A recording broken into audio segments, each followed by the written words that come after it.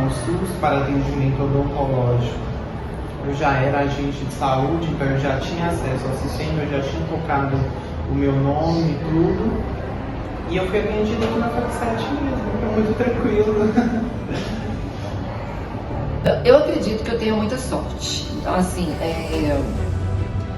eu mesmo, Bárbara Dias, talvez por toda a minha trajetória, todos os trabalhos que eu já realizei, preconceito eu não sofri. Mas eu conheço a realidade da grande maioria das meninas e dos meninos trans, e eu sei que, infelizmente, não somente o preconceito, mas a falta de respeito com a identidade, né, de gênero ao qual elas e eles se identificam,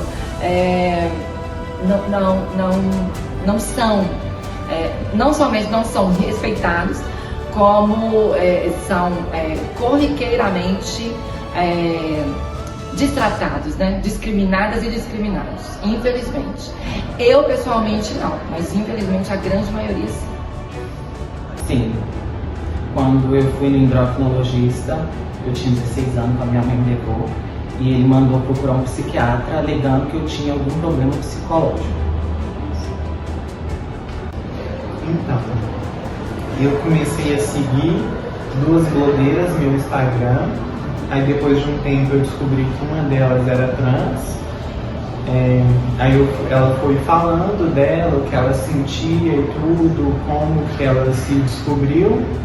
Aí eu vi que eu sentia a mesma coisa, que era muito parecido com o que eu estava sentindo.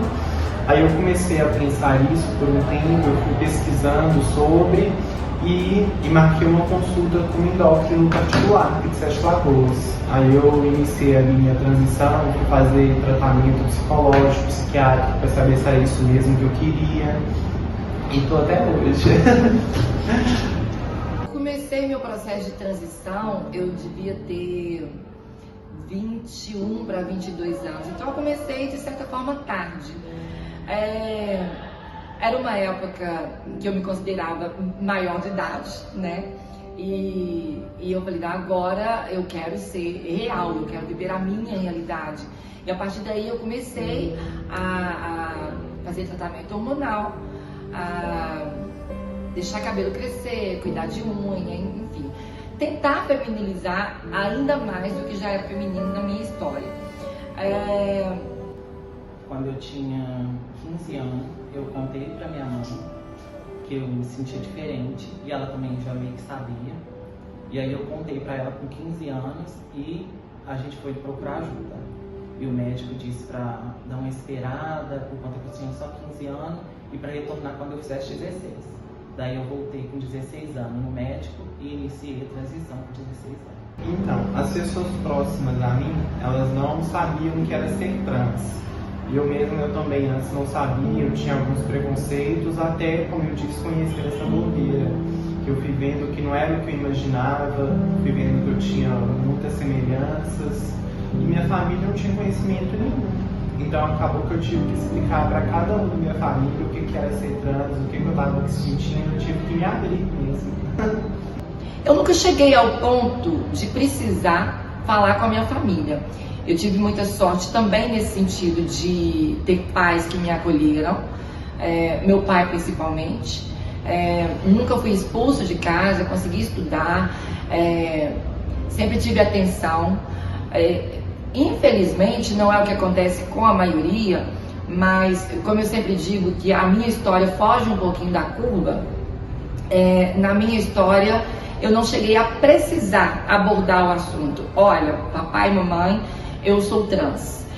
Foi algo muito orgânico, que foi passado para eles com o tempo, né? Eles foram identificando aquela transição e uma única vez a minha mãe chegou a me questionar se era aquilo mesmo e eu só confirmei, mas sem a necessidade de tratar especificamente, né, da transexualidade. Acho que foi orgânico, foi tranquilo. O restante da família eu me afastei um pouco para eu poder passar por essa transição sem ser questionada, na verdade. Mas hoje em dia toda a família parentes, amigos, todo mundo me trata com muito respeito. Eu acho também que viram talvez aquela ideia de que toda mulher trans caía na prostituição, trouxesse um medo para a família. Quando eles viram que isso não fez parte da minha história, eu acho que isso foi mais abrandado, né? A minha transição acabou sendo mais abrandada na trajetória. Acredito que seja isso. Ótimo. A minha família era bem confuso, porque eu tenho minha mãe evangélica, o povo da minha casa é evangélico, então foi bem confuso. Eu tive mais problema com meu padrasto. Minha mãe foi bem tranquila, porque ela me levou no médico e tudo bem nova, mas eu tive problema com meu padrasto. Um procedimento estético que eu mais penso em fazer é mesmo a harmonização da minha testa. Acho que deixar ela mais redonda, sabe? Que acho que vai deixar o rosto mais morfino, mais feminino. É uma coisa que eu reparo muito em mim, que é uma coisa que mais ficou. Porque aqui no meu rosto, antes de fazer a transição, os músculos eram mais aparentes, né? Era bem masculino, era mais quadrado e tudo. E depois que eu fui fazendo a transição aqui, ficou mais gordinho, ficou mais fofinho, não mais bochechinha, mas a testa foi a parte que eu senti que não mudou tanto. Acredito que na face, a gente, com alguns processos de harmonização facial, algum preenchimento para poder diminuir um pouquinho o famoso bigodinho chinês, diminuir um pouquinho as rugas, né, o que seria a questão de flacidez, né, que biologicamente a gente tem muito constante. E eu não sei se talvez a dentição, consertar o sorriso. Eu acho que a ortodontia talvez levasse um pouquinho o sorriso mais profundo e talvez desse uma amenizada, né, no sorriso, e isso talvez trouxesse uma maior feminilização para o rosto. Mas eu acredito que seja isso, né? Eu acredito que atualmente seja isso. Eu tenho vontade de fazer lift de sobrancelha, porque eu acho que eu tenho um rosto bem alavancado aqui. Fazer um lift, fazer aumento da maçã, do queixo e das mandíbulas. Depois de tudo isso, podemos observar que é necessária a criação de políticas públicas para a inclusão de pessoas transexuais, melhorando assim os atendimentos odontológicos para esse grupo.